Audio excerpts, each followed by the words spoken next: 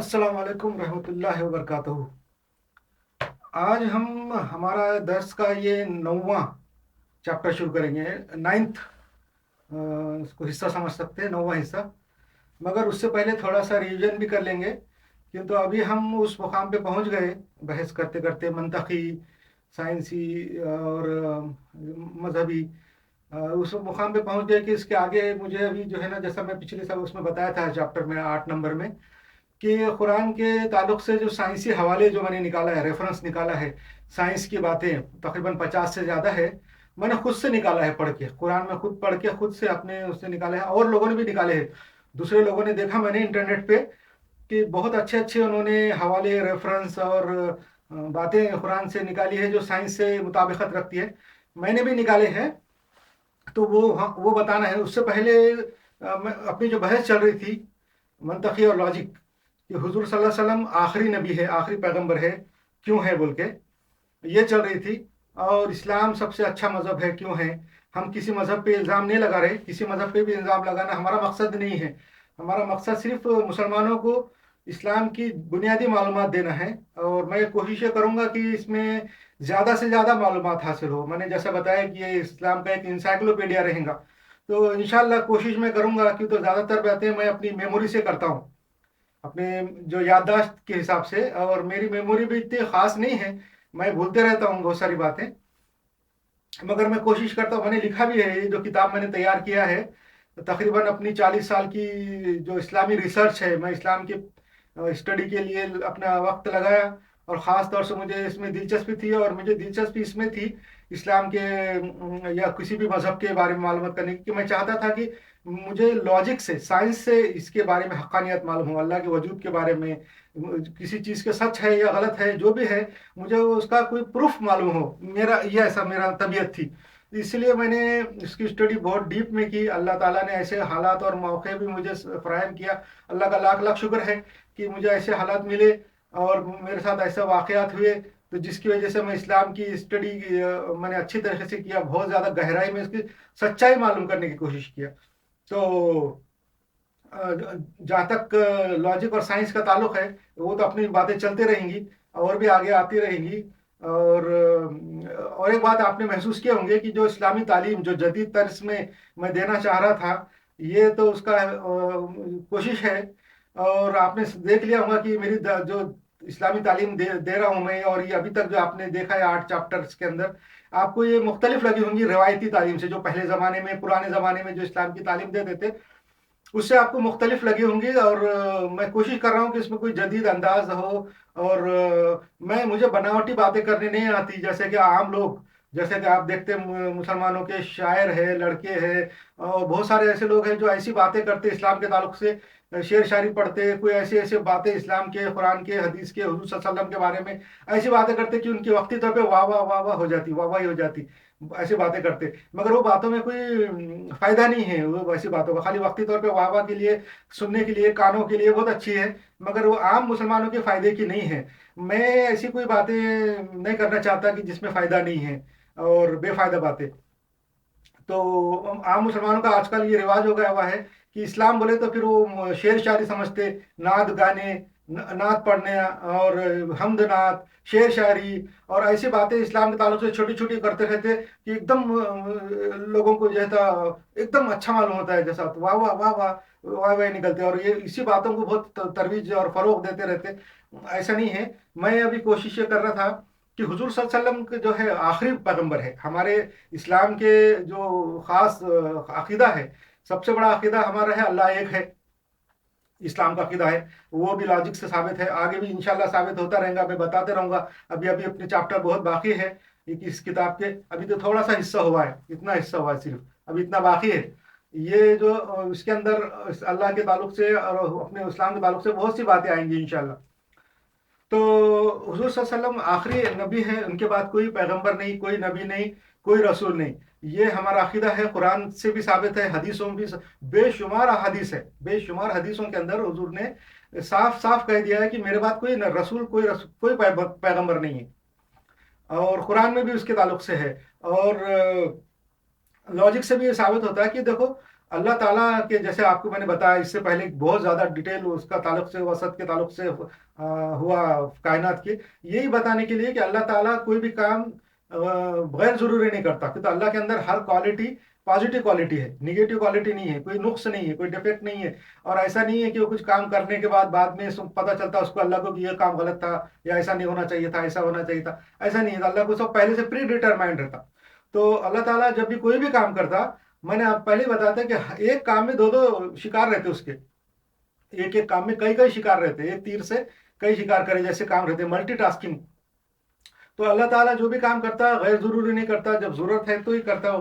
تو ابھی جیسا حضور صلی اللہ علیہ وسلم جو آخری نبی ہے، آخری نبی کا مطلب ہے کہ اللہ تعالیٰ نے اپنے جو نبی بھیج رہا تھا، انسانوں کی ہدایت اور گائیڈنس جو بھیج رہا تھا، بھیجنا چالو تھا سلسلہ آدم علیہ السلام کے زمانے سے، وہ تکمیل ہو گیا، کمپلیٹ ہو گیا. جو مشن تھا، وہ انسانیت کی ہدایت کا جو مشن تھا اللہ کی طرف سے، شیطان نے جو چیلنج کیا تھا اللہ کو کہ میں آدم کو بہکاؤں گا، اس کے اولاد کو بہکاؤں گا اور گمراہ کروں گا، یہ اس کے اپوز میں اللہ تعالیٰ نے انسانوں کو ہدایت دینے کے لیے شیطان کے اس چیلنج کے اپوز کے واسطے اللہ تعالیٰ نے انسانوں کی ہدایت کا بھی انتظام کیا، اس لیے نبی بھیجے اور رسول بھیجے اور ان کی ہدایت کرتا رہا. تو وہ سلسلہ چلتا رہا. انسانیت جو پہلے زمانے میں آدم علیہ السلام کے بعد سے اتنی ڈیولپ نہیں تھی، اتنی ان کے علم نہیں تھا، اتنی ان کا دماغی طور پہ بھی اتنے ڈیولپ نہیں ہوں گے شاید، مگر جیسا جیسا وہ ترقی کرتے کرتے چلے گئے، 1,40,000 پیغمبر آنے تک کے زمانے میں تقریباً 20,000 40,000 50,000 کتنے سال لگے نہیں معلوم ہے. قرآن شریف میں ان کا ذکر ہے، وہ پیغمبروں کا، ان کی قوموں کا، ان کے حالات کا، اور الٹی کی ہوئی بستیاں، جو ایسی بستیاں جہاں پہ حضور اللہ تعالیٰ نے جو پیغمبر بھیجے اور وہ لوگوں نے وہاں ان پیغمبروں کی باتوں کو نہیں مانا، شرک کرتے رہے، بتوں کی پوجا کرتے رہے، اور ستاروں چاندوں کی اور مختلف پتھروں کی پوجا کرتے رہے. تو اللہ تعالیٰ نے پھر وہ ان بستیوں کو برباد کر دیا، الٹا کر دیا، پلٹی کر دیا، اٹھا کے آج بھی ہم دیکھتے ہیں قریب انڈیا میں اورنگ آباد ضلع میں پیٹھن بول کے ایک تعلقہ ہے، اس تعلقے کے بارے میں مشہور ہے کہ وہ 7 مرتبہ الٹا کیا گیا ہے، 7 مرتبہ پلٹی کیا ہوا ہے.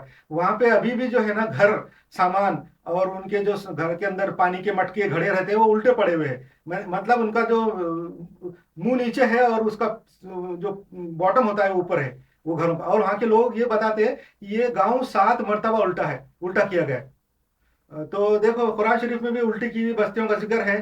اور ابھی یہ تو میں خالی میں ایک مختصر بات کرتے چل رہا ہوں کہ حضور صلی اللہ علیہ وسلم کی جو نبوت ہے وہ آخری ہے، تکمیل ہے. اللہ تعالیٰ نے جو اپنے نبوت کا سلسلہ بھیجا تھا، نبی بھیجتا جا رہا تھا، تو وہ حضور صلی اللہ علیہ وسلم پہ کمپلیٹ ہو گیا، وہاں پہ آ کے وہ مشن مکمل ہو گیا.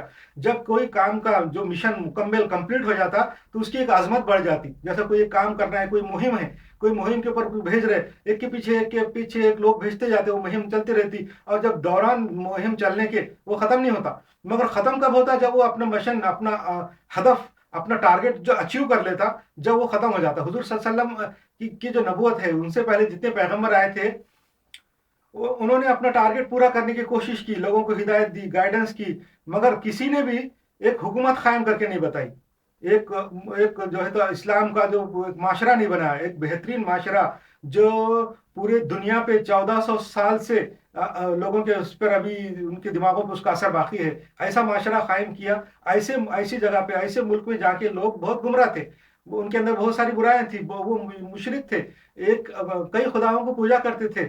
تو ایسے جاہل لوگوں میں جو بالکل پڑھنا لکھنا نہیں جانتے تھے، ایسے لوگوں کے اندر انہوں نے وہ بھی اتنے کم سال میں کہ دنیا کی کسی تاریخ میں بھی، کسی بھی انقلاب میں بھی، کسی بھی کلچر میں بھی، جہاں پہ بھی ریولوشن آئے، جہاں پہ بھی کامیں ہو، اچھے کام ہوئے، وہاں پہ آپ چیک کرو کہ اتنے کم سال میں کسی ایک آدمی نے اپنی ہی زندگی میں کوئی ترقی، کامیابی حاصل نہیں کی ریولوشن لا کے. مارکس کو دیکھو، کارل مارکس جو تھا، اس نے وہ نظریہ پیش کیا، مگر وہ اپنی زندگی میں وہ نظریے کو دیکھا نہیں. پھر بعد میں رشیا میں، چائنا میں، دوسرے کیوبا میں، الگ الگ کنٹری میں دوسرے لوگوں نے وہ انقلاب لائے اور وہاں حکومت قائم کی کمیونسٹ ٹائپ کی. اور فرانس کا انقلاب ہے، پیرس کے اندر کیا ہے، اور امریکہ کے جو انقلاب ہے، وہ سارے لوگوں نے پیش کیے. جیسا کہ ایتھنس میں بخرات نے، اور جس کو سوکراٹس بولتے ہیں، سوکراٹس، اس نے بھی سقراط نے انہوں نے جو نظریے پیش کیے ڈیموکریسی کے وہ بھی ان کی زندگی میں کوئی لاگو نہیں ہوئی. اس کے بعد ہزار سال 2000 سال کے بعد سقراط بقراط کے وہ یورپ میں پھر ڈیموکریسی آئی. مگر حضور صلی اللہ علیہ وسلم نے جو نظریہ پیش کیا جو ہدایت اللہ تعالیٰ کی گائیڈنس دی وہ صرف 23 سال میں صرف 23 سال اتنے کم ہیں کہ آج ہم جو جدید ٹیکنالوجی کے ساتھ جدید ہر چیز کے ساتھ وسائل کے ساتھ ہمارے پاس دنیا کا مسلمانوں کے کنٹرول میں آدھی دنیا ہے. رقبہ کے حساب سے آدھی دنیا ہمارے کنٹرول میں. اس زمانے میں حضور کے پاس کچھ بھی نہیں تھا, 1 ایکڑ زمین بھی نہیں تھی ان کے قبضے میں, اور اس زمانے میں نہیں تھی. اور اس کے باوجود بھی انہوں نے محنت کر کے ایک دین ایسا قائم کیا, ایک معاشرہ بنایا, ایک سوسائٹی بہترین بنا کے قائم کر کے, حکومت قائم کر کے, اس کے جو کام انتظامات قانون ایسے بنا کے بتا دیے کہ وہ حضور کا اللہ تعالیٰ کا جو مشن ہے انسانوں کی ہدایت کا وہ مکمل ہوا, کمپلیٹ ہو گیا. جب مشن کمپلیٹ ہو جاتا تو وہ ایک دم عظمت پہ پہنچ جاتا. اور دوسری بات, مشن کمپلیٹ ہونے کے بعد ان کی جو گائیڈنس ہے حضور صلی اللہ علیہ وسلم کی جو گائیڈنس ہے جن کو حدیث بولتے ہیں, اور اللہ تعالیٰ کی جو گائیڈنس ہے جس کو قرآن بولتے ہیں, وہ جیسی کی ویسی حالت میں ابھی بھی موجود ہے. اس کے اندر کوئی تحریف نہیں ہوئی, کوئی چینج نہیں آیا, کوئی اس میں کرپشن نہیں ہوا.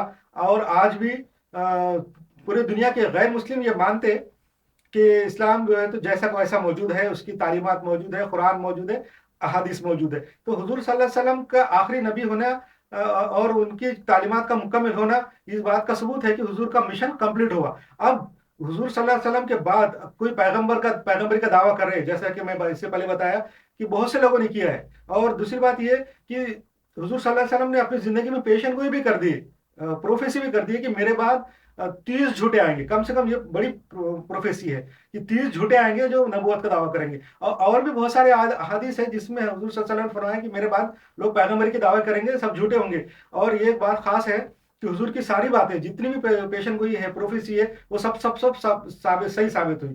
اور اس کے علاوہ دنیا کے دوسرے جتنے بھی مذہب ہیں 3000 3500 4000 جو بھی وہ لوگ بولتے, ان مذہب کے جو پیشوا ہیں, ان مذہب کے جو بڑے ہیں جنہوں نے ان کا مذہب چالو کیا چلایا, انہوں نے کبھی کوئی پیشن گوئی نہیں کی کہ ہمارے پاس کوئی نہیں آئے گا بول کے. انہوں نے کبھی بھی نہیں کہا کہ ہمارے پاس کوئی آئے گا. اور مگر اسلام میں حضور صلی اللہ علیہ وسلم نے کہا کہ میرے بعد جھوٹے آئیں گے اور وہ نبوت کے دعوے کریں گے. تو بالکل صحیح ثابت ہو رہا. آج جو لوگ نبوت کے دعوے کر رہے جھوٹے, وہ اس سے ثابت ہو رہا کہ حضور کی بات صحیح ثابت ہوئی. یہ بھی ایک پروفیسی ان کی صحیح ثابت ہو رہی ہے. اچھا, دوسری بات یہ کہ اللہ تعالیٰ جیسا میں آپ کو بتایا کہ کوئی غلط کام اور کوئی غیر ضروری کام نہیں کرتا. اللہ تعالیٰ کام اس وقت کرتا ہے جب کوئی وہ ضروری ہوتا ہے. جب کام کوئی ضروری ہے جب بھی اللہ تعالیٰ وہ کام کرتا ہے, غیر ضروری کام اللہ تعالیٰ نہیں کرتا. تو ابھی نبوت اور پیغمبر بھیجنا کا مطلب یہ ہے کہ کوئی ضرورت ہے. اگر دنیا میں کوئی ضرورت ہے پیغمبر کی یا رسول کی, نبی کی, تو اللہ بھیجیں گا. اگر ضرورت نہیں ہے تو نہیں بھیجتا. تو ابھی کیا ضرورت ہے؟ ابھی اگر جو بھی پیغمبری کا دعویٰ کر رہے ہیں, جو رسول کا دعویٰ کر رہے ہیں, تو ابھی وہ لوگ یہ بتائیں کہ ابھی پیغمبری کی ضرورت کیا ہے. کیا جو ہدایت تھی وہ ختم ہو گئی جو موجود ہے اپنے پاس؟ حضور صلی اللہ علیہ وسلم کی جو ہدایت ہے, اللہ تعالیٰ کی جو ہدایت ہے قرآن شریف, وہ جیسی ویسی موجود ہے, وہ ختم نہیں ہوئی. اچھا, دوسری بات یہ کہ جب پیغمبر اللہ تعالیٰ کب بھیجتا ہے؟ جب کوئی مسئلہ ہے, کوئی پرابلم ہے, قوم کے اندر کوئی پرابلم ہے, وہ سالو کرنے کے لیے بھیجتا. تو وہ پیغمبر آتے, وہ پرابلم سالو کرتے. ابھی جتنے بھی جھوٹے جو نبوت کے دعوے کر رہے ہیں, انہوں نے کون سا پرابلم سالو کیا؟ یہ جو غلام احمد قادیانی ہیں, اس کے ماننے والوں کو قادیانی بولتے, قادیانی, اور اپنے آپ کو آج کل احمدی بھی بول رہے ہیں, وہ لوگ اپنے آپ کو چھپا رہے. تو وہ جو غلام احمد قادیانی ہے, اس نے کون سا مسئلہ حل کیا؟ بتائیں. وہ لوگ بتا نہیں سکتے کہ ہم نے یہ مسئلہ اسلام کا حل کیا بول کے. وہ کوئی مسئلہ حل نہیں کیا, بلکہ اس نے جو ہے نا پوری زندگی جو ہے اپنے آپ کو صرف یہ ثابت کرنے کے لیے کہ میں نبی ہوں, وہ کتابیں لکھا ہے اس نے, بڑی بڑی کتابیں لکھی ہے اس نے, اور صرف یہ ثابت کرنے کے لیے کہ میں نبی ہوں. اور وہ کتابوں میں سب اوٹ پٹانگ باتیں ہیں, کوئی بھی لاجک کے اور منطق کے قریب بھی نہیں پہنچی وہ باتیں. اچھا, دوسری بات یہ کہ یہ سارے جو لوگ ہیں جو اسلام دشمن ہیں, اسلام کے دعوے کر رہے, یہ اپنے پروفیسی کے, اپنے پروفٹ ہونے کے جو دعوے کر رہے, وہ اصل میں مسلمانوں کے جو دشمن ہیں ان کے ایجنٹ ہیں. مسلمانوں کے دشمنوں نے ان کو بنایا ہے اور کھڑا کیا ہے. جو غلام احمد قادیانی کے زمانے میں تقریباً 1960 سے وہ کیا ہے تو عالم تھا, اسلام کا عالم تھا 1960 کے بعد سے. وہ زمانہ ایسا ہے کہ اس زمانے میں جو برٹش قوم تھی, فرانس کے لوگ تھے, امریکہ کے لوگ تھے, یورپین قومیں جس کو بولیں گے, وہ خود اپنے جو پیغمبر تھے ان کے حضرت عیسیٰ علیہ السلام, ان کے بارے میں شکوک و شبہات میں تھے. اس زمانے میں ایسی تھیری اور ایسی معلومات چل رہی تھی کرسچنوں میں 1860 کی, 1960 نہیں 1860 کی بات ہے, 1860 1870 के ज़माने में उनके अंदर ऐसी बातें चल रही थी कि हज़रत ईसा अलैहिस्सलाम नहीं थे। ये एक ख़याली तस्वुर है कि हज़रत ईसा है, और वो लोग उनके अंदर बहुत से जो उनके जो मुफक्किर थे कुफ्र की तरफ चले गए थे ईसाइयों के, और वो लोग मुख्तलिफ तरीके से साबित कर रहे थे। कुछ लोग साबित कर रहे थे कि ईसा अलैहिस्सलाम मरे नहीं थे, स्लैब के ऊपर, क्रॉस के ऊपर नहीं मरे थे, बल्कि वो जख्मी हुए और वहां से इलाज करा के बच बचा के, कुछ लोग बोलते वो अफगानिस्तान चले गए, कुछ लोग बोलते वो कश्मीर चले गए, कश्मीर में आके रह गए, कुछ बोलते तिब्बत चले गए, कुछ लोग बोलते हैं कि ब्रिटेन चले गए, ग्रेट ब्रिटेन। ऐसी बातें उनके अंदर मशहूर थी, और बहुत सारे अंग्रेजों ने ये बातें उनके सबूत निकाले थे कि अफगानिस्तान के जो लोग हैं वो असल में यहूदी है। यहूदियों के जो 12 फिरके ये कबीले थे, उसमें से 10 कबीले गायब हो गए, लॉस्ट ट्राइब जिसको बोलते, वो लोग हैं अफगानी, या वो लोग बोलते कि वो लोग हैं कश्मीरी लोग हैं, वो लोग जो लॉस्ट ट्राइब है, या ये बोलते हैं कि हजरत ईसा अलैहिस्सलाम स्लैब के बाद, क्रॉस पे चढ़ने के बाद जब बच गए वहां से, जिंदा बच के इलाज करके निकले, तो या तो अफगानिस्तान में आए या कश्मीर में आए। अंग्रेजों ने उनकी झूठी खबरें भी दरियाफ्त की, वहां से कुछ यहूदी जबान में लिखी हुई इब्रानी जबान में डॉक्यूमेंट भी निकाली, अफगानिस्तान से भी निकाली, कश्मीर से भी निकाली। तो ऐसी बातें उस जमाने में चल रही थी। ये बातें जो है ना गुलाम अहमद कादियानी को अंग्रेजों ने पहुंचाई, कि गुलाम अहमद कादियानी ने अपने आप को रसूल, अपने आप को नबी साबित करने के लिए पूरी जिंदगी लगा दिया। उसने इस्लाम का कोई प्रॉब्लम सॉल्व नहीं किया, इस्लाम का कोई मसला हल नहीं किया, और ना कोई अच्छी बात की, ना कोई इस्लाह की, ना कोई इंप्रूवमेंट किया इस्लाम के अंदर, कोई नहीं किया। बल्कि बस अपने आप को नबी साबित करने के लिए उसने सबसे पहले तो अपने आप को जो है तो अपना आलम दीन बताता था, इस्लाम का बहुत तहकीक किया उसने, इस्लाम के ऊपर बहुत मालूमात हासिल की, अंग्रेजों की दी हुई जो मालूमात थी हजरत ईसा के ताल्लुक से वो मालूमात की। उसके अलावा बस पैगम्बरी का उसके दिमाग में बात बैठ गई कि पैगम्बरी का दावा करना है, मगर वो दावा नहीं कर सकता था कि तो कुरान की भी आयत मौजूद थी, हदीसों में भी बहुत जगह लिखा हुआ है कि मैं आखिरी नबी हूँ। हुजूर सल्लल्लाहु अलैहि वसल्लम फरमाया मैं आखिरी नबी हूँ और मेरे बाद कोई पैगम्बर नहीं, कोई रसूल नहीं है, तो इतनी बड़ी बातों को झुटला नहीं सकता था। तो उसने फिर क्या किया, अंग्रेजों की जो दी हुई है, जो ब्रिटिश लोगों ने या ऐसे लोगों ने उसको ये जो मालूमात दी थी कि हजरत ईसा अलैहिस्सलाम कश्मीर में आए, फिर बाद में वहाँ उनका इंतकाल हो गया, जिंदगी वहाँ गुजारे, उनकी औलाद हुई, बच्चे हुए, और वो उनका इंतकाल हुआ, उनकी फिर मज़ार है, दरगाह है वहाँ पे कश्मीर में। तो वो ये बातें उसके दिमाग में घूम रही थी, तो उसने क्या किया कि कुरान के अंदर हालांकि लिखा हुआ है कि हजरत ईसा अलैहिस्सलाम स्लैब पे नहीं मरे, उनको यहूदियों ने और रोमनों ने कत्ल नहीं किया, बल्कि अल्लाह ताला ने उनको जो है तो ऊपर उठा लिया। मगर उसने क्या किया गुलाम अहमद ने कि अपने आप को नबी बताने के लिए, कि तो हुजूर के बाद नबी तो वो बता नहीं सकता था कोई आएगा बोल के, अगर वो बोलता था कि हुजूर के बाद मैं नबी हूँ तो वो तो डायरेक्ट झूठा साबित हो जा रहा था। वो मानता था हदीसों को और कुरान की आयत को, मालूम मालूम थे गुलाम अहमद को।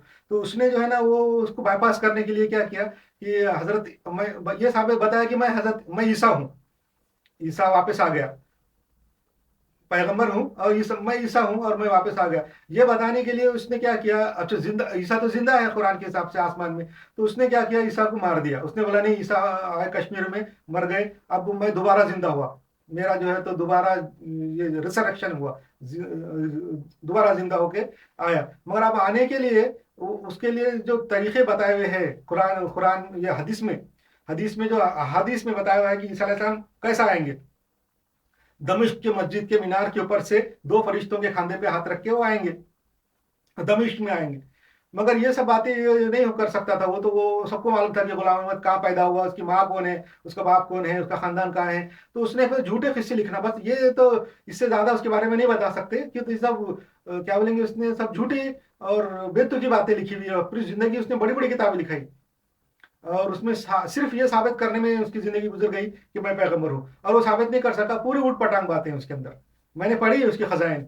तो मगर उसके जो है ना चाहने वाले, उसको मानने वाले दुनिया में बहुत है, और जो हमारे दुश्मन हैं मुसलमानों के, इस्लाम के जो दुश्मन हैं, वो उसका सपोर्ट करते हैं, उनके मानने वालों का पूरी दुनिया में उसका सपोर्ट करते हैं, पैसों से और हर तरीके से। और वो लोगों को जो कादियानी कहलाते हैं, कादियानी अहमदी अपने आप को बोलते हो, उनको दुनिया में मुसलमानों के खिलाफ इस्तेमाल करते हैं। दुनिया के हर मुल्क में जहाँ भी मुसलमान हैं या जहाँ भी नहीं है, वो कादियानियों को इस्लाम के खिलाफ इस्तेमाल करते हैं। एक बात ये, दूसरा ये कि अपनी जो बातें चल रही थी उसके अंदर मज़ाहिब का भी जिक्र आया था कि दुनिया में कितने मज़हब है, क्या क्या है।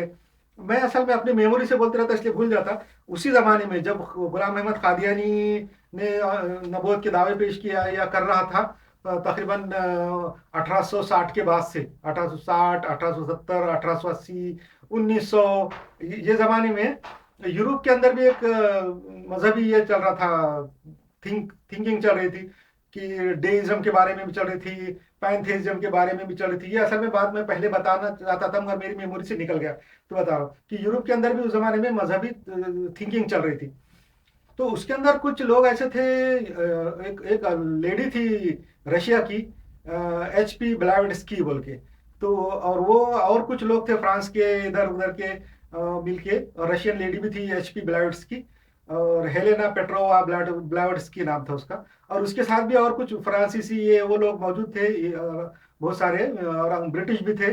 वो लोग जो है ना मुतासर हुए मज़ाहिब से, और उन्होंने डेइज्म के पर एक किस्म का डेइज्म जैसा ही निकाला कि डेइज्म यानी कोई ना कोई है कायनात का पैदा करने वाला। और वो मशरक़ी मज़ाहिब, इंडियन मज़ाहिब, बुद्ध मज़हब और ऐसे मज़ाहिब से वो मुतासर हुए, और उन्होंने एक थियोसोफी बोल के निकाला। थियोसोफी थियोसोफी के अंदर उन्होंने बहुत सी तहकीकात की, लिखी, अलग अलग किस्म के साइंसी बातें लिखी। बाद में उसके HP ब्लाइवस्की के बाद, मरने के बाद, 19वीं 20वीं सदी में एक उनका बहुत बड़ा मुफक्किर था, डेविड प्राड बोल के, बड़ा हर्राफ आदमी था। हर्राफ यानी बहुत ज़्यादा अच्छी तरीके से वो लफ्ज़ों का इस्तेमाल करता था, साइंस का इस्तेमाल किया उसने, और बहुत ज़्यादा हर्राफ लिखने वाला था। बहुत उसने मज़ामीन लिखे। मैंने भी तकरीबन 1 साल 1.5 साल तक उसके बातों का बहुत स्टडी किया, और नेट के ऊपर बहुत था थियोसोफी के बारे में। और वो मजहबी किस्म की बातें करते मगर डेइज्म के जैसे बातें करते, साइंस का उसमें बहुत ज़्यादा इस्तेमाल है। और ऐसा ऐसा करते करते जो है ना, मैं ये बता रहा था कि हम लोग वहाँ पहुँचे कि हुजूर की नबूवत के बारे में मैं बता रहा था। अब जो हम ये चैप्टर के अंदर, ये 90वें चैप्टर में हम उसके बाद करीब पहुँच गए कि हम ये साबित करना है कि जो कुरान है, हुजूर सल्लल्लाहु अलैहि वसल्लम ने जो गाइडेंस लाया, अल्लाह ताला ने जो गाइडेंस हुजूर सल्लल्लाहु अलैहि वसल्लम को दी, कुरान वो हक है, बरहक कैसा है। उसके अभी दलाइल की तरफ आ गए। वो बहुत बड़ा चैप्टर है, तकरीबन 1 या 2 चैप्टर में वो चलेगा। मैंने जो खुद अपनी 50 निकाली भी है, और भी इधर उधर की है कुरान शरीफ से रेफरेंस, उसके लिए लंबा टाइम चाहिए। तो मैं ये साबित कर रहा था, चाह रहा था कि लॉजिक से और मंतक से ये बात पता चले कि कौन सा मजहब सही है दुनिया में। अल्लाह ताला ने तो इंसान की हिदायत के लिए पैगंबर भेजे, बहुत पैगंबर आए, बहुत सारे मज़ाहिब है दुनिया के अंदर, बहुत मज़ाहिब है। उसमें से कौन सा मजहब अच्छा है, तो हमको लॉजिक से ये देखना चाहिए सब मजहबों को स्टडी करके कि किस में सच बात बताई गई है, किसका दावा सच है। उसके सबकी जो स्क्रूटिनी करने के बाद, उसकी जो जांच करने के बाद, अच्छी तरह से जांच करना चाहिए इंसाफ के साथ। तो हमको पता चलेगा कि जितने भी मज़ाहिब हैं, जिन्होंने भी तालीम देने की कोशिश की, वो उसमें थोड़ी बहुत सच्चाई है। क्यों, तो बहुत सारे मज़ाहिब जो है आदम अलैहिस्सलाम के बाद से असल में इस्लाम की ही बिगड़ी हुई शक्लें थी। इस्लाम अल्लाह ताला ने जो जितने पैगंबर भेजे 1,40,000, वो उन्हीं की उम्मतों में से है वो सारे लोग। मगर उनकी तालीमात को बिगाड़ते बिगाड़ते बिगाड़ते चले गए। तकरीबन लाखों साल हो गए होंगे, कितने साल हुए मालूम नहीं, कि पहले पैगंबर से लेकर आखिरी पैगंबर के बीच में का फासला या टाइम हमको नहीं मालूम है। तो वो लाखों साल, हजारों सालों में उसमें तब्दीली आई है और मज़ाहिब में। तो हमको अब ये देखना है कि कौन सा मजहब के अंदर प्योरिटी बाकी है, कोई मजहब सच्चा बाकी है कि नहीं। लॉजिक ये बताती है कि दुनिया में अल्लाह ताला जब इंसान की हिदायत करने चाहता है, और अल्लाह का मिशन है कि शैतान के चैलेंज के मुकाबले में इंसान की हिदायत करे, तो कोई ना कोई एक मजहब ऐसा रहना चाहिए जो अपनी प्योर हालत में है। ये लॉजिक ये बताती कि जब अल्लाह सब इंसान की गाइडेंस करना चाहता है, अल्लाह जब इंसान की हिदायत करना चाहता है, तो पूरे मजहब दुनिया के सबके सब करप्ट नहीं हो सकते। एक मजहब ऐसा रहेगा, सिर्फ एक वाहिद, कि जो बिल्कुल अपनी असली हालत में होना चाहिए। ये लॉजिक बताती है। ये मैं अपने मंतक से हम सोच सकते कि अल्लाह ताला जब चाहता है कि इंसानियत की गाइडेंस हो, तो कोई ना कोई एक मजहब तो फिर रहना ही चाहिए जो अपनी असली हालत में है। तो इस मंतक को बुनियाद बना के हम अगर पूरी दुनिया के मजहब का मुतालिया करें, तो हमको पता चलता है कि सारे मजहबों में कुछ ना कुछ अच्छाई है, और बहुत सारी उसमें बुराइयां हैं। वो मजहब की बुराइयों उनकी अच्छाई के ऊपर गालिब है। उनकी जो उस मजहब के अंदर बहुत सारी बुराइयां, कोई भी मजहब के ऊपर जाएंगे तो कुछ ना कुछ उसके अंदर बुराई, जकड़न, पाबंदियां और ऐसे काम जो कि गैर साइंसी है, गैर मंतकी है, उसमें होते रहते। तो हम सबको अगर वो निकालते चले गए, रिजेक्ट करते चले गए, तो हमको एक मजहब ऐसा मिलता कि जिसके अंदर अच्छा ही है, सिर्फ अच्छा। ये मैं इसलिए नहीं बोला कि मैं मुसलमान हूँ और अपने मजहब की मैं तायद और हिमायत कर रहा हूँ, इसलिए नहीं। मैं इसलिए बोल रहा हूँ कि मैंने खुद स्टडी की है उसकी। अपने तरीके से मंतक से मैं उस पर पहुंचा।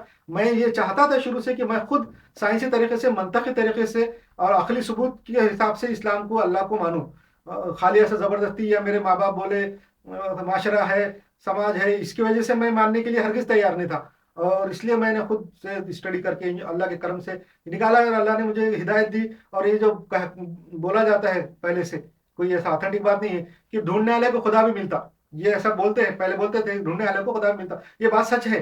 मैंने खुद ढूंढा है और वो मिला भी है। तो ऐसा नहीं, मैं कोई बड़ा दावा नहीं कर रहा। तो ये जो है हिदायत जो मंतक ये बताती कि कोई एक मजहब सही होना चाहिए। तो हम तमाम मज़ाहिब की स्टडी करेंगे तो पता चलता कि इस्लाम का जो दावा है वो सही है। इस्लाम के दावे के हिसाब से इस्लाम ये बोलता है कि अल्लाह एक है, मंतक भी बोलती है अल्लाह एक है।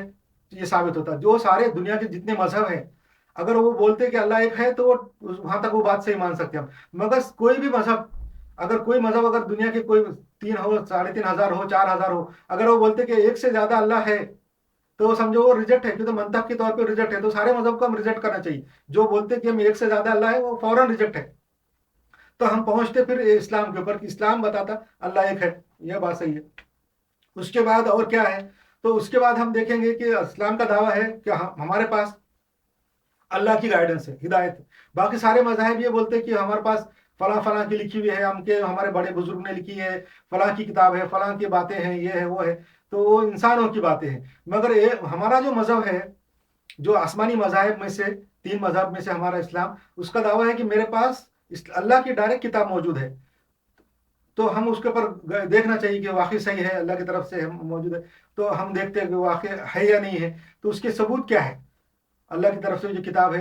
तो सबसे पहले तो ये देखना चाहिए कि वो किताब सही हालत में मौजूद है कि नहीं है, उसकी हिफाजत कैसे हुई, वो कैसा लिखी गई। तो कुरान शरीफ के बारे में सब मुत्तफिक हैं, मुस्लिम और गैर मुस्लिम, कि इसको जो है ऑथेंटिक तरीके से हुजूर सल्लल्लाहु अलैहि वसल्लम के ज़माने में जो अल्लाह की तरफ से गाइडेंस और कुरान उनके ऊपर नाजिल होता था, वो हुजूर अपनी ज़िंदगी में लिखा देते थे कई चीज़ों पे। और बाद में उनके इंतकाल के फौरन बाद उनके जो खलीफा थे, उनके जो नायब थे, उन्होंने उसको जो है ना कागज़ पे लिखा के, उसके वॉल्यूम बना के अलग अलग अपने अपने सल्तनत में फैला दिए थे। उसका एक नुस्खा 100% अभी मौजूद है तुर्की के अंदर, और भी 1-2 नुस्खे मौजूद है। तो इससे ये साबित होता है कि मुस्लिम गैर मुस्लिम सब उसके ऊपर मुत्तफिक है और एग्री करते हैं कि कुरान जैसा वैसा मौजूद है। अब नंबर दूसरी हिदायत हमारे पास 2 है। हुजूर सल्लल्लाहु अलैहि वसल्लम की गाइडेंस, उनकी जो इंस्ट्रक्शन, वो भी अल्लाह की तरफ से उनके ऊपर आते थे इंस्ट्रक्शन, और वो हुजूर लोगों को बताते थे। तो उसको हदीस बोलते, वो भी मौजूद है। उसका भी बहुत बड़ा ज़खीरा, इतना बड़ा ज़खीरा हमारे पास मौजूद है कि क़यामत तक के लिए, आप आज से दुनिया के एंड तक के लिए हमको उसमें से गाइडेंस मिल रही है, निकलती रहती है। अभी तक ऐसा कोई मौका नहीं आया, अभी पिछले 1440 साल में मुसलमानों पे कोई भी ऐसा मौका नहीं आया कि कुरान हदीस से रहनुमाई और गाइडेंस नहीं निकली बोल के। अभी तक ऐसा नहीं हुआ कि हम लोग रुक गए और गाइडेंस नहीं मिली। तो हमको गाइडेंस उससे मिल रही है। नंबर तीसरा, हुजूर सल्लल्लाहु अलैहि वसल्लम ने, और अल्लाह का बहुत बड़ा करम है हमको कि हमको एक गाइडेंस का और एक तरीका दिया, जिसको इजमाए उम्मत बोलते। इजमाए उम्मत और इज्तिहाद बोलते। अब इजमाए उम्मत इज्तिहाद किसको बोलते हैं, कि जो इस्लामी मुफक्किर है, इस्लाम के जो आलिम है, इस्लाम के जो नॉलेज वाले लोग हैं, उलमा है, तो उनका जो है इस्लाम के स्पिरिट के हिसाब से, इस्लाम की जो स्पिरिट है, इस्लाम की जो रूह है, उसके हिसाब से थिंक करके, जैसा कोई चीज़ कुरान हदीस से उनको नहीं मिल रही डायरेक्टली, तो उन्होंने उसके ऊपर थिंक करना चाहिए, सोचना चाहिए, और सब मशवरा करना चाहिए। सब उलमा जमा हो, इस्लाम के फ़िरक़ों, मुख्तलिफ फ़िरक़ों के जमा होके, वो कुरान हदीस की रोशनी में, कुरान हदीस की स्पिरिट के साथ उस चीज़ के बारे में सोच के जो मशवरा करके जो फैसला करेंगे, उसको इजमाए उम्मत बोलते। जो आलिम लोग जो इज्तिहाद करते, उसको इजमाए उम्मत बोलते। और जो कोई अकेला आदमी है, समझो कोई आलिम नहीं है, मौजूद नहीं है, कोई अकेले आदमी को कोई वाक़या और कोई मसला आ जाए, कोई प्रॉब्लम आ जाए, और वो कुरान हदीस की रोशनी में, इस्लाम की स्पिरिट में अगर कोई डिसीजन ले, उसको इज्तिहाद बोलते। इज्तिहाद और इजमाए उम्मत जो है, ये भी एक हमारा इस्लाम के अंदर एक गाइडेंस का दिया है। तो वहाँ पर समझो तकरीबन 3 हो गए जो गाइडेंस के सोर्स है इस्लाम के अंदर, कुरान, हदीस और ये इजमाए उम्मत और इज्तिहाद। ये हमेशा हमारे लिए गाइडेंस है, और कुरान के अंदर से और हदीस में से हमेशा हमें गाइडेंस मिलती रहेंगी। और कुरान जो है, हुजूर सल्लल्लाहु अलैहि वसल्लम, जैसे मैं बताया कि आखिरी नबी है, आखिरी पैगंबर है, अल्लाह का जो मिशन है इंसान को गाइड करने का, वो उसके आखिरी सरबराह है। तो उनकी जो गाइडेंस है वो हमेशा के हस्ते होना चाहिए। ये एक मंतकी, एक लॉजिकल बात है ये, कि जब हुजूर सल्लल्लाहु अलैहि वसल्लम आखिरी पैगंबर है, تو ان کی جو گائیڈنس ہے وہ بھی ہمیشہ کے واسطے ہونا چاہیے، آخری ہونا چاہیے، ان کی گائیڈنس بھی آخری ہونا چاہیے۔ تو آخری کا مطلب یہ ہے کہ وہ ہمیشہ کے لیے ہے۔ اب اس کے بعد حضور صلی اللہ علیہ وسلم کے بعد قیامت تک کے لیے جو بھی گائیڈنس رہنمائی ہے وہ وہیں سے نکلنا ہے۔ حضور کا جو معجزہ بھی ہے وہ قرآن ہے، اور قرآن کے خاص سے خاص بات یہ ہے کہ قرآن جو ہے جب قیامت تک کے لیے ہے گائیڈنس، تو اس میں سے گائیڈنس بھی قیامت تک کے نکلنا چاہیے، اور نکلتی ہے قرآن کے اندر سے۔ اور ہمارا چیلنج ہے کہ جو بھی مسلمانوں کو مسئلے ہے، یا پوری دنیا کی امت، پوری دنیا کے انسانوں کو جو بھی مسئلے مسائل پرابلم ہے، اس کا حل قرآن حدیث اور یہ اجتہاد میں سے 100% نکلے گا۔ کبھی نہیں نکلتا، ایسا ہو ہی نہیں سکتا۔ تو جب تک یہ نکلتا رہے گا تو یہ گائیڈنس ہماری چلتی رہیں گی، اور یہ آخری گائیڈنس ہے اور پروٹیکٹڈ ہے، بالکل محفوظ موجود ہے۔ اچھا، ابھی جو میں بتا رہا تھا کہ قرآن کے تعلق سے جو پچھلے 8ویں اس میں کہ قرآن کی حقانیت کے پروف کیا ہے، تو اس میں کچھ ایک آیت کا حوالہ دیا تھا، سورہ بقرہ 251 نمبر کی آیت دیا تھا میں نے، کہ اور دوسرے سورہ الحج سورہ نمبر 22 اور آیت نمبر 40 کے حوالے دیا تھا، کہ اس میں اللہ تعالیٰ نے فرمایا کہ ہم ایک قوم کی طاقت سے دوسری قوم کو دبا دیتے تاکہ وہ دنیا میں ظلم نہ ہو۔ اگر کوئی قوم دنیا میں ظلم کر رہی ہے تو اس کو دبانے کے لیے وہ قوم کو دوسری قوم کھڑے کر دیتے، طاقتور قوم، کہ وہ اس قوم کو دبا دیتی ہو۔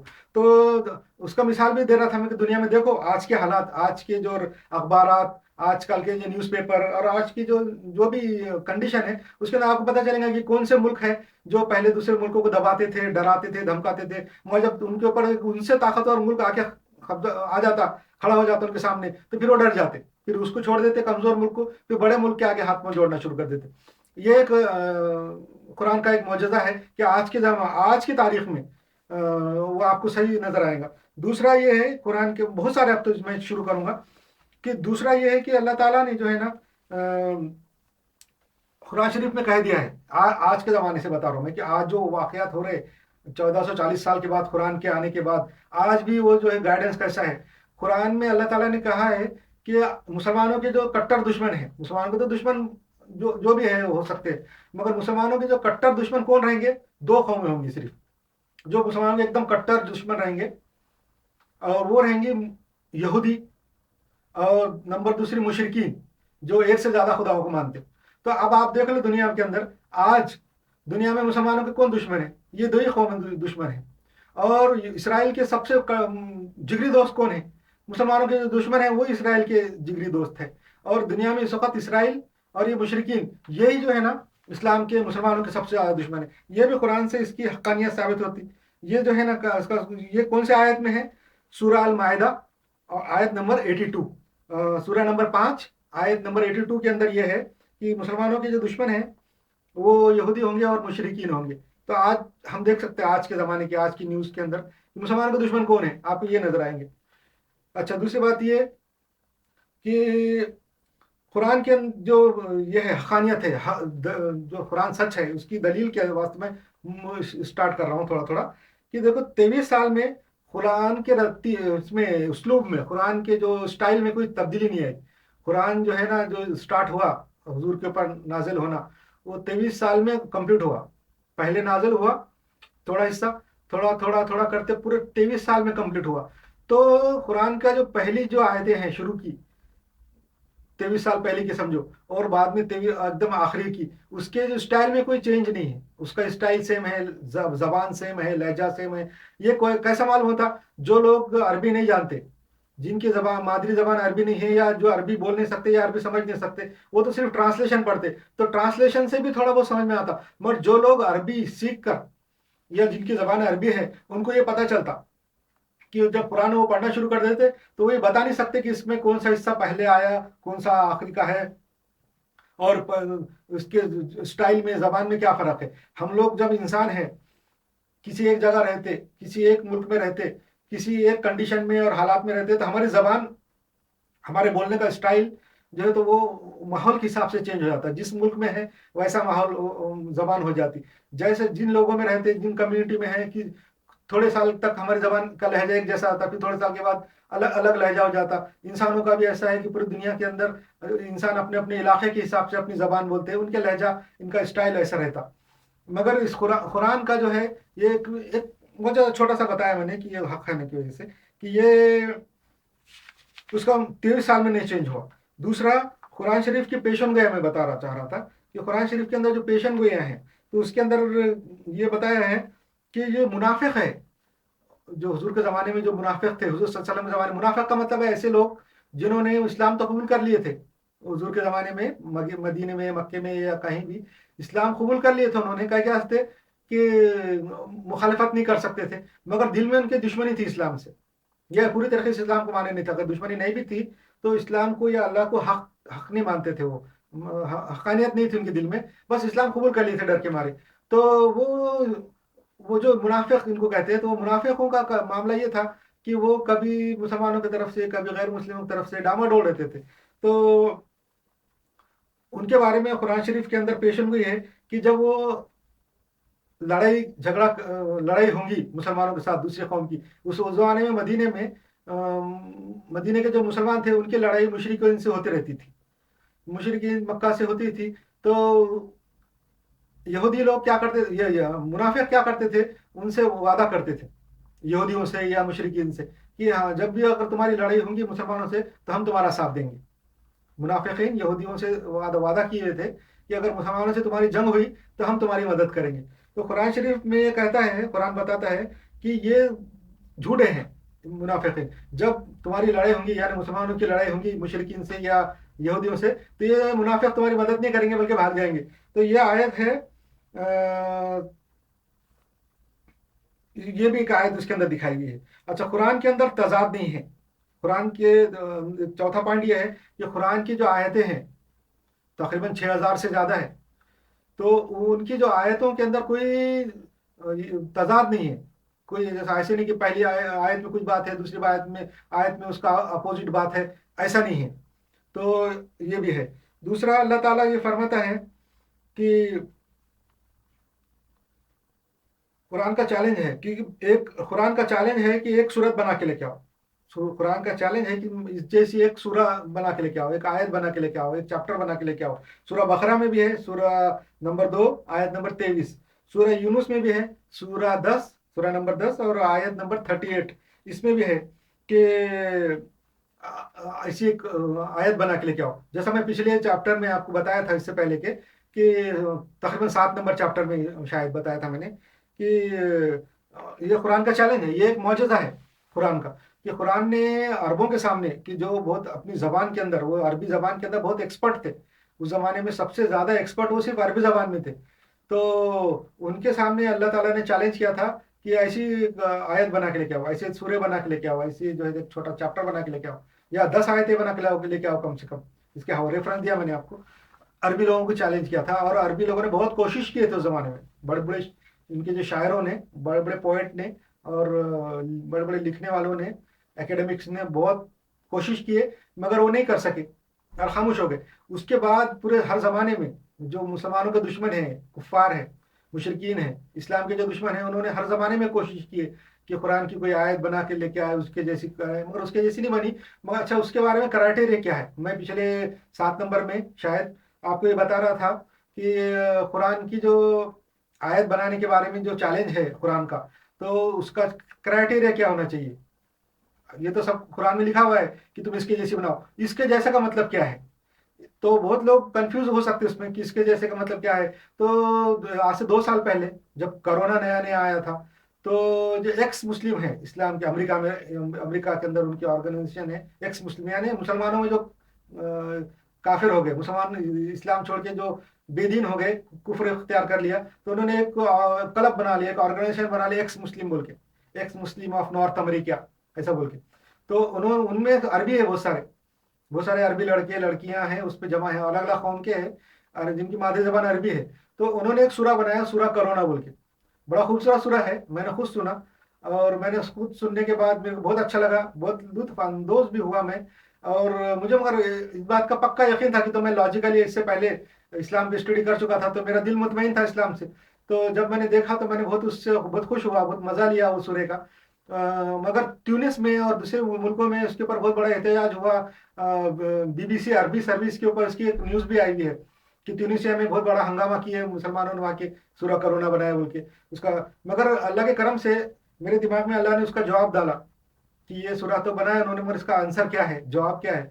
तो वो आज मैं बताओ कि चैप्टर इंशाल्लाह ख़त्म करके अगले बार जो चैप्टर नंबर 10 होगा उसमें मुफस्सिल कुरान के और इस्लाम के दलाइल साइंसी कॉन्टेक्स्ट में मैं दूंगा, साइंसी हवाले, और वो 10 नंबर चैप्टर इंशाल्लाह उसी करेंगे। तो वो जो सूरा करोना है वो बड़ा खूबसूरत अंदाज में बनाया हुआ है, बिल्कुल अरबी के स्टाइल में है, जैसा कुरान की छोटी आयतें हैं उसी तरीके से वो बनाया है बहुत अच्छी तरीके से, तर्ज से गाया, पढ़ा भी है, उसकी तिलावत भी बहुत अच्छी है। मेरा ख्याल है तकरीबन 7-8 आयत का है, वो छोटी सी आयत का है कोरोना के बारे में।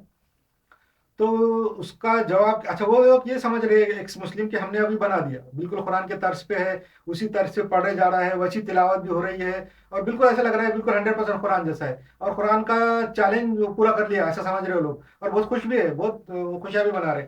मैंने भी सुना, मैंने भी देखा, तो मेरे दिमाग में आया कि उन्होंने बना लिया, अब इसका जवाब तो कुछ ना कुछ होना चाहिए। जब अल्लाह ताला ने कुरान में कहा है कि ऐसी नहीं बना सकते, तो उसका मतलब नहीं बना सकते। और ये जब उन्होंने बनाया है इतना अच्छा दिख रहा, मैं भी खुद महसूस किया कि तो मुझे भी अरबी आती है, अरब मुल्कों में 20 साल रहना की वजह से अरबी में बहुत अच्छी है, कुरान शरीफ भी पढ़ता हूँ मैं और अच्छी तरह समझता हूँ। तो वो सूरा भी मैंने उनका सुना, अरबी में है सूरा वो। तो मेरे दिमाग में आया कि ये कुरान की जैसी कैसा होना चाहिए, तो अल्लाह ताला ने मेरे दिमाग में लॉजिक थिंकिंग डाला कि कुरान शरीफ का जो चैलेंज है कि इस जैसी बनाओ, तो इस जैसी का मतलब ये है, कुरान का चैलेंज असल में क्या है। देखो कुरान ने ये चैलेंज नहीं किया कि कौन से जबान में बनाना है, कुरान शरीफ की जो आयतें बनाओ बोल के अल्लाह ताला ने कहा है किस जबान में बनाओ, वो तो हम ये समझ सकते हैं कि अरबी में कहा है, अल्लाह ताला ने अरबी में ही कहा है, अरबों को ही कहा था। जो मुशरिकीन थे वो हुजूर सल्लल्लाहु अलैहि वसल्लम पे इल्जाम लगाते थे कि ये कुरान उन्होंने खुद लिख लिया है, या ये समझते थे कि कोई है जो उनको ये कुरान के बारे में आयतें बता रहा है और वो आके सुनाते। वहां पे उस जमाने में एक गुलाम था, स्लेव जिसको बोलते, वो ईरानी था, वो बहुत पढ़ा लिखा था, बहुत बहुत नॉलेज वाला था, मगर किसी का गुलाम था, वो मक्के में रहता था। तो हुजूर सल्लल्लाहु अलैहि वसल्लम उसके पास दावत के लिए जाते होंगे शायद कि उसको इस्लाम पहुंचाने के लिए, तो ये मुशरिकीन ने देख लिया था। तो उसके बारे में भी ये लोग कहते थे होंगे कि ये वो जो ईरानी है, उस जमाने में ईरानी बोलते थे, फारसी, फारस का था रहने वाला। तो वो सिखाता है इनको, और ये आके बोल देते। बाद के जमाने के जो लोग हैं, आज के जमाने के बोलेंगे, बहुत सारे मुसलमानों के दुश्मन, जो इस्लाम के दुश्मन हैं, उन लोगों ने भी इल्ज़ाम लगाया कि ये जो कुरान है वो बाइबल से निकाला है, तौरात से और इंजील से और पुरानी किताबों से ये हुजूर ने निकाला है, उसके अंदर क्या आयते हैं। मगर ऐसा नहीं है, कुरान जो है बाइबल और तौरात के अंदर ये जो बातें हैं या दूसरी मजहब मजहब की जो बातें हैं उसका उसमें कोई नहीं है कि, तो जो कुरान कुरान के अंदर जो वाक़यात हालात हैं वो बाइबल और तौरात से बिल्कुल मुख्तलिफ है। और ये बात और पीछे वक्त में थोड़ी सी हिंट के तौर पर बता दिया था कि आर्कियोलॉजी के हिसाब से जो पुरानी किताबें, पुरानी चीजें मिलती रहती है हमारे आजकल के जदीद तहकीक करने वालों को, आर्कियोलॉजिस्ट को, जमीन में से जो चीजें निकलती है वो डायरेक्ट जाहिर इसलिए नहीं करते कि उनको मालूम है कि कुछ ना कुछ कुरान के फेवर में निकल जाएगा, उसमें से कोई आयत, कोई बात, कोई ऐसी वाकया जो निकल जाएगा जो हूबहू कुरान में है मगर बाइबल में उसका अपोजिट है या डिफरेंट है, ऐसा निकल जाएगा, इसलिए वो पहले उसकी तहकीक करते, उसके बाद ही उसको फिर पब्लिक में लाते और डी क्लासीफाई करते, जिसको बोलते हैं ना क्लासीफाइड डॉक्यूमेंट और डी क्लासीफाइड डॉक्यूमेंट। तो उस टाइप के वो आर्कियोलॉजी की चीज़ें, कोई भी चीज़ की नहीं होती आर्कियोलॉजी में से निकली, किताब हो, कागज़ हो, वरक हो, कोई मूर्ति हो, कुछ लिखा हुआ हो, पत्थर हो, जो भी हो, वो छुपा देते हो वो वाकया को, और उसकी स्टडी के बाद निकालते। तो कुरान, बाइबिल और तौरात ज़बूर के जो वाक़यात है उससे डिफरेंट है, उसके वाक़यात से मिलते जुलते हैं मगर वो अलग है, वो उनको मालूम है। अच्छा दूसरी बात ये कि पुराने जो मजहब है, मजाहब का भी मैंने जिक्र कर रहा था कि एक यजीदी मजहब भी है इराक के पहाड़ों में, वो भी दावा करते कि हमारा मजहब बहुत पुराना है, और वो शैतान को मानते, ये मानते कि शैतान ने जो सीधा नहीं किया आदम को, उसके बाद अल्लाह ताला ने उसको सजा दिया, वो 60,000 साल तक रोया, और रोने के बाद फिर वो उसने फिर तौबा खूब कर लिया, शैतान ने, अल्लाह ताला ने शैतान की तौबा कबूल किया, और अब शैतान को जो है ना बहाल कर दिया, एक फरिश्ता बन गया वो। ये बताना उस दिन भूल गया था मैं, उनका ये मानना है, मगर असल में, और वो लोग ये दावा करते हैं यजीदी कि हमारा मजहब इस्लाम से पुराना है। ये गलत बात है, इस्लाम से पुराना नहीं है। ये जो वाकया है आदम को सिजदा करने का, वो सिर्फ इस्लाम में है, बाकी दूसरे मजाहब में नहीं है। तो फिर ये इनके यजीदियों के पास से गया, वहां पे असल में अदी बिन मुसाफिर बोल के एक बुजुर्ग थे मुसलमानों के, एक सूफी थे, बुजुर्ग वली थे, वो तबलीग के लिए गए थे, इस्लाम फैलाने के लिए वहां गए थे। उनके इंतकाल के बाद लोगों ने उनकी तालीमात को बिगाड़ दिया, और वो एक यजीदी मजहब निकला। तो वो यजीदी मजहब भी कोई इस्लाम से पुराना नहीं है। तो कुरान के जो है उसका जो उसके अंदर जो जो चैलेंज है कि जो हमारे जैसे इसकी जैसे आयत बनाओ, तो वो अरबी में है। अरबों के वास्ते था कि भाई तुम बनाओ, मगर उसमें ये नहीं लिखा हुआ है कि जबान का नाम नहीं है, बस तुम बनाओ बोल के है। मगर मैं ये समझता हूँ कि मैंने जो पॉइंट निकाला है मंतकी जो लॉजिकल पॉइंट कि जो उसके जैसी क्राइटेरिया का, कि वो जैसी का मतलब क्या है, कुरान के जैसी आयत, वो इसकी जैसी एक आयत बना के लाओ, या 10 आयतें बना के लेके आओ, एक छोटा चैप्टर बना के लेके आओ इस जैसा इस कुरान में कहा है। तो इस जैसे का मतलब क्या है, ये क्राइटेरिया है इस जैसा। इस जैसा के अंदर लैंग्वेज का जिक्र नहीं है, किसी भी लैंग्वेज में बना सकते हैं आप, जो भी लैंग्वेज आपको आती है उसमें बना सकते हैं, मगर होना चाहिए इस जैसा। इस जैसा का मतलब क्या है, कुरान के जैसा, कुरान के जैसा होना चाहिए। तो कुरान के जैसा का मतलब क्या है, कुरान के जैसे का मतलब ये है कि जो उसके जैसी तर्ज है या उसके जैसी क़िरात है, वो उसका जैसा स्टाइल है, ये नहीं है। उसका मतलब ये है कि कुरान जो है, कुरान हुजूर सल्लल्लाहु अलैहि वसल्लम के जो आखिरी नबी है, वो उनका आखिरी गाइडेंस है, अल्लाह ताला का आखिरी गाइडेंस कुरान है। आखिरी गाइडेंस का मतलब ये है कि अब जो कुरान आज आया है, आज से 1440 साल पहले, वहां से लेके तो दुनिया के एंड तक, जब दुनिया खत्म हो जाएंगी, ये कायनात खत्म हो जाएंगी, उसका जो एंड हो जाएगा इंसानियत का, उसके एंड तक ये जो है गाइडेंस है। ये है उसका मतलब कुरान का। कुरान का मतलब ये है, हुजूर आखिरी नबी है, आखिरी पैगंबर है, और हुजूर के पास जो गाइडेंस है, हदीस हो या कुरान हो, वो क़यामत तक के लिए है, आखिरी दिन तक के लिए है।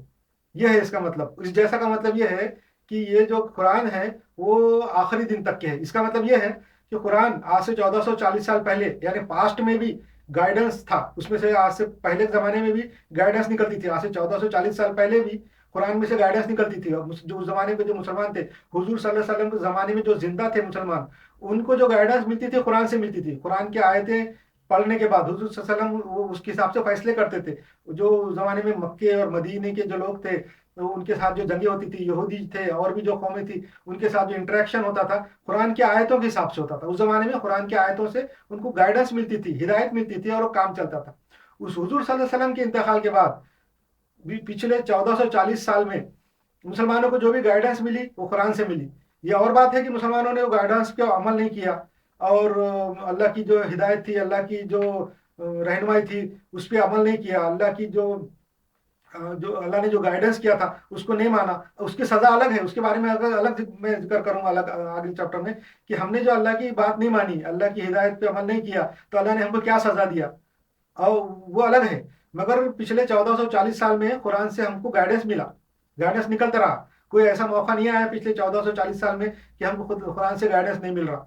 उसके अलावा आज के ज़माने में, प्रेजेंट टेंस में, आज के ज़माने में भी आज हम देखते हैं, मैंने एक या दो मिसाल दिया, अभी अभी और 50 से ज़्यादा मिसाल बाकी है देने के, कि कुरान आज के ज़माने में साइंस से कैसे साबित है। सिर्फ दो दिया था। आज के ज़माने में, प्रेजेंट में भी कुरान से हमको गाइडेंस और हिदायत और रहनुमाई मिल रही है हमको, यानी हम मुसलमानों को भी और पूरे दुनिया के इंसानों को भी मिल रही है। अगर लेना चाहे पूरे दुनिया के इंसान भी ले सकते हैं। हालांकि कुरान एक छोटी सी किताब है, ज़्यादा बड़ी किताब नहीं है, बाकी दूसरे मज़ाहिब की किताबों की तरह बड़ी नहीं है, एकदम छोटी किताब है, जिसको अगर कोई आदमी तेज़ी से पढ़ना चाहे तो एक दिन में पढ़ के ख़त्म कर सकता है। तो इतनी छोटी सी किताब में से क़यामत तक की गाइडेंस निकलना, ये एक बहुत बड़ा मौजज़ा है। इस जैसा का मतलब है, इस जैसी आयत का मतलब है, इसमें ये शामिल है कि कुरान की हर आयत, जितनी भी 6000 से ज़्यादा आयत है, बस इतनी है, वो क़यामत तक के लिए गाइडेंस है। पिछले ज़माने में भी गाइडेंस थी, आज के ज़माने में भी गाइडेंस है। उसमें से गाइडेंस, हिदायत निकल रही है। मैं प्रूफ दूंगा, लॉजिकल प्रूफ भी दूंगा इस बात का कि कुरान से गाइडेंस निकल रही है, आज भी निकल रही है, पहले भी निकलती थी, और फ्यूचर में भी निकलेगी इंशाल्लाह। जो आज के बाद से जो फ्यूचर ज़माना है, ज़माना मुस्तकबिल है, आज से क़यामत तक, आज से दुनिया के एंड तक जो भी प्रॉब्लम इंसानों को आएंगे, जो भी प्रॉब्लम मुसलमानों को आएंगे, उसकी गाइडेंस और उसकी हिदायत जो है कुरान में से निकलेंगी। तो ये कुरान का ऐसे होने का मतलब ये है, ऐसे का मतलब ये है कि जो भी आयत बनाएंगे उसमें तीन बातें होना चाहिए। वो पास्ट में भी गाइडेंस होना चाहिए, प्रेजेंट में भी गाइडेंस होना चाहिए, और फ्यूचर में भी गाइडेंस होना चाहिए। जब ये तीन बातें होंगी तो इसका मतलब वो कुरान का क्राइटेरिया साबित होगा। अब ये किसी भी लैंग्वेज में कीजिए, आप किसी भी लैंग्वेज में कुरान के जिसकी बनाने की कोशिश करो, वो जो आयत बनाएंगे उसमें तीन बातें होना चाहिए, और हर आयत में तीन बातें होना चाहिए। पास्ट में भी गाइडेंस होना चाहिए, इसमें पास्ट में भी फायदा निकले, प्रेजेंट के अंदर भी उसका फायदा हो, और फ्यूचर में भी उससे फायदा निकले। जब ये तीन बातें होंगी तो इसका मतलब वो कुरान की जैसी होंगी।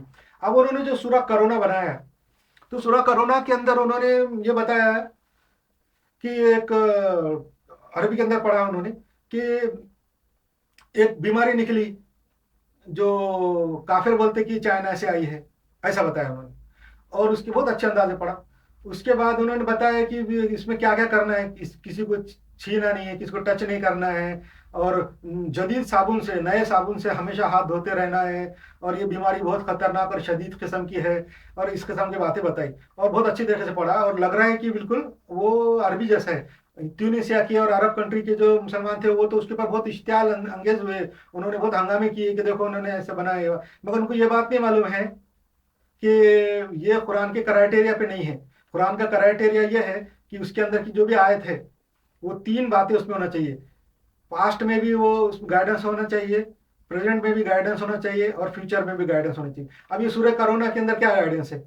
جو واقعہ ہوا، اگر کرونا آنے سے پہلے اگر وہ بتاتے، سمجھو یہ آیت بنا، یہ سورہ بناتے کرونا آنے سے 1 سال پہلے، کم سے کم 1 سال پہلے، سمجھو 2018 میں بنا دیتے، 2017 میں بنا دیتے، یا 2019 کے فروری تک بھی بنا دیتے، مارچ تک بھی بنا دیتے، تو ہم مانتے کہ یہ پہلے سے انہوں نے بتا دیا تھا، بعد میں کرونا نکلا، سورہ کرونا ہے، بیماری ہے۔ یہ باتیں 2019 تک لوگوں کو معلوم نہیں تھی کہ کرونا کیا چیز ہے، اور کیسا کیا کیا کرنا پڑتا، ہاتھ دھونا نہیں پڑتا، کون سے صابن سے ہاتھ دھونا ہے، اور کہاں سے نکلی بیماری۔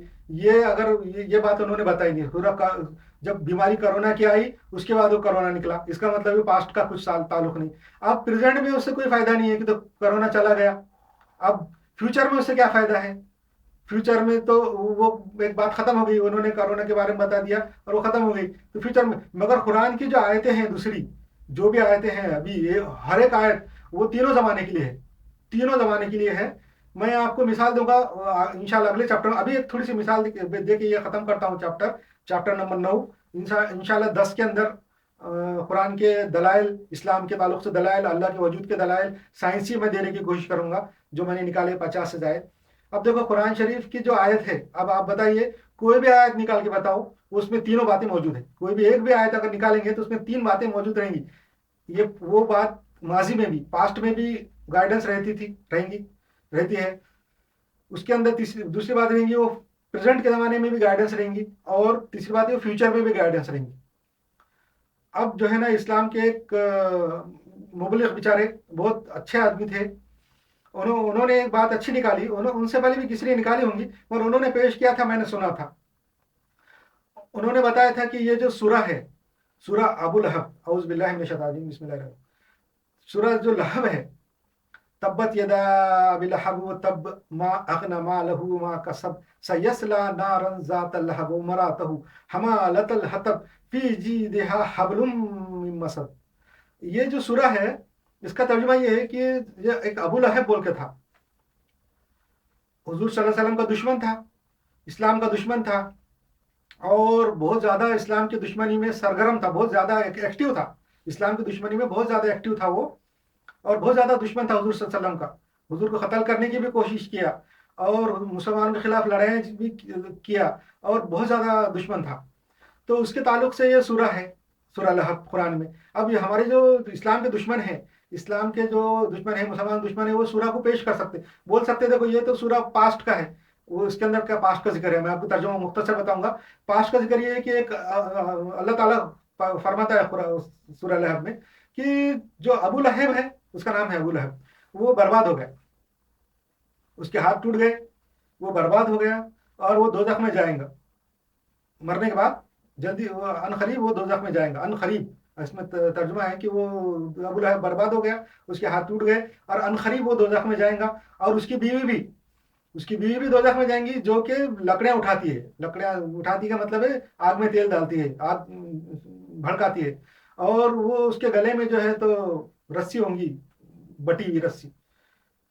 یہ آیت جو ہے، یہ جو سورہ ہے پاسٹ کا ہے، اس میں ہر چیز پاسٹ میں ہے۔ اب وہ واقعہ بھی ہو گیا، اور آج سے 1440 سال ہو گیا، اب فیوچر میں کیا کام کا ہے، یہ پریزنٹ میں کیا کام کا ہے، یہ تو خالی ماضی کا تھا۔ مگر قرآن شریف کی جو میں بات بتایا کہ اس جیسی کے اندر اس میں تینوں باتیں ہیں، اس سورہ میں بھی 3 باتیں ہیں جو پاسٹ میں بھی کام کی تھی، پریزنٹ میں بھی کام کی ہے، اور فیوچر میں بھی کام کی رہیں گی انشاءاللہ، تا قیامت تک کام کی رہیں گی۔ ابھی میں ثابت کروں گا اور بات ختم کروں گا اپنی، और उसके बाद अपना 10 नंबर का चैप्टर इसके बाद शुरू होगा, उसमें हवाले रेफरेंस उस हिसाब से दूंगा। मगर ये बात करके ख़त्म करता हूँ कि सूरह लहब में 3 बातें मौजूद हैं। कुरान शरीफ का जो क्राइटेरिया है कि कुरान शरीफ की आयत में 3 बातें होना चाहिए, वो उसमें मौजूद है। पास्ट में भी फायदे का, प्रेजेंट में भी फायदे का, और फ्यूचर में भी फायदा होना चाहिए। अब ये सूरह में क्या है वो हमारे मुफक्किर ने बताया है कि इसमें फायदा ये है कि जो अबू लहब के बारे में सूरह आया, तो वो हुजूर ने सूरह पढ़ के सुनाया, लोगों ने फिर वो सूरह पढ़ा। अबू लहब ने भी सुना, जो इस्लाम का दुश्मन था, कट्टर दुश्मन था, और इस्लाम को हराने की हर मुमकिन कोशिश करता था। अपनी पूरी जिंदगी उसने इस्लाम को और मुसलमानों को नीचा दिखाने और गलत साबित करने के लिए गुजार दी। जब उसने सूरह सुना तो बहुत तलमला आया, बहुत गुस्सा आया उसको, और भी ज्यादा उसकी दुश्मनी बढ़ गई। मगर अगर वो इस्लाम को झूठा साबित करना चाहता तो झूठ मूठ इस्लाम कबूल कर लेता। अगर झूठ मूठ इस्लाम कबूल कर ले, मुसलमान हो जाता, तो अल्लाह की बात गलत साबित हो जाती कि वो बर्बाद हुआ और दोजख में जाने वाला है बिल्कुल। क्योंकि जब इस्लाम कबूल करके मुसलमान हो जाता तो रजी अल्लाह ताला हो जाता, मुसलमान हो जाता। मगर उसने नहीं किया, एक बात। नंबर दूसरी बात ये, अगर फर्ज को कुरान की और अल्लाह की बात झूठ होती कि वो दोजख में जाएगा, तो वो खुद अगर जबरदस्ती नहीं बल्कि वाकई में उसका दिल कन्वर्ट होके, तब्दील होके सच्चा मुसलमान बन जाता। सच्चा अगर मुसलमान इस्लाम कबूल कर लेता, सच्चा सच्चा, तो भी अल्लाह की बात झूठ साबित हो जाती कि अल्लाह ने कहा था कि वह करीब दोजख में जाएगा और उसकी बीवी भी दोजख में जाएंगी। मगर वो ये सूरह आने के बाद भी 8 साल जिंदा रहा। सूरह आने के बाद, ये सूरह नाज़िल होने के बाद, सुनने के बाद, मक्के में सुनाए हुजूर सल्लल्लाहु अलैहि वसल्लम ने और हुजूर सल्लल्लाहु अलैहि वसल्लम के साथियों ने सुनाए। वो 8 साल तक ये सूरह सुनता रहा, जिंदा रहा, मगर काफिर मरा। ये उसकी खास बात है। अगर वो मुसलमान हो जाता, सच्चा भी मुसलमान होता या झूठ मूठ भी मुसलमान होता, तो सूरह गलत साबित हो जाता। ये उसका पास्ट का फायदा हो गया। अब प्रेजेंट में क्या फायदा है? प्रेजेंट में जब भी कोई काफिर, जब भी इस्लाम का कोई दुश्मन हमको कुरान की हकानियत के बारे में पूछेगा, तो हम ये सूरह पेश करेंगे, ये आज के इसमें। और फ्यूचर में क्या फायदा है? फ्यूचर में भी जब भी कोई काफिर, कोई दुश्मन इस्लाम का हमसे अगर पूछेगा कुरान की हकानियत, तो ये सूरह पेश करेंगे, बोलेंगे देखो कुरान में ये लिखा हुआ है और उसने कबूल नहीं किया। और खास बात, उसकी जो बीवी है वो भी उसके बाद जिंदा रही। अब अबू लहब के मरने के बाद वो भी बहुत दिन जिंदा थी, मगर उसने भी इस्लाम कबूल नहीं किया, वो भी काफिर मरी। और इस सूरह में बस इन दोनों का जिक्र है, अबू लहब के बेटों का जिक्र नहीं है। अबू लहब के जो बेटों का जिक्र नहीं है, किसी का जिक्र नहीं है। तो ये बात हुई, ये कुरान शरीफ की हकानियत की है। और ये छोटी सी बात मैं बता के आज का चैप्टर खत्म कर रहा हूँ। इंशाल्लाह अगले चैप्टर में, 10वें चैप्टर में, मैं पूरी पूरी कोशिश करूंगा अपनी मेमोरी से, कि तो मैं अपनी बातें किताब में पढ़ के आप लोगों को नहीं बता सकता, कि तो किताब में देखते देखते बताऊंगा। इतना बहुत बारीक बारीक मैंने खुद से 40 साल मेहनत करके लिखा है, तो इतना पढ़ पढ़ के लिखना और सुनाना आपको मेरे लिए डिफिकल्ट है। इसलिए मैं क्या करता हूँ कि हर चैप्टर से पहले थोड़ा सा उसका पढ़ के आपको दिखाते रहता हूँ। तकरीबन 200 पेज का है ये, तो मेरी मेमोरी से कुछ बातें निकल जाती है, इसलिए मैं थोड़ा सा रिवीजन करके दिखाता हूँ। इंशाल्लाह अगले चैप्टर में, अगले 10 नंबर के सबक में हम कोशिश करेंगे कि मैं ज़्यादा से ज़्यादा बताऊँ, मैं भूलूँ भी नहीं, ऐसी भी कोशिश करूँगा। और इस कुरान की और इस्लाम की हकानियत के लिए मैं रेफरेंसेस दूंगा, कुरान की आयतों से, साइंस की बातों से मैं रेफरेंस दूंगा इंशाल्लाह। बस दुआ कीजिए। अस्सलाम वालेकुम।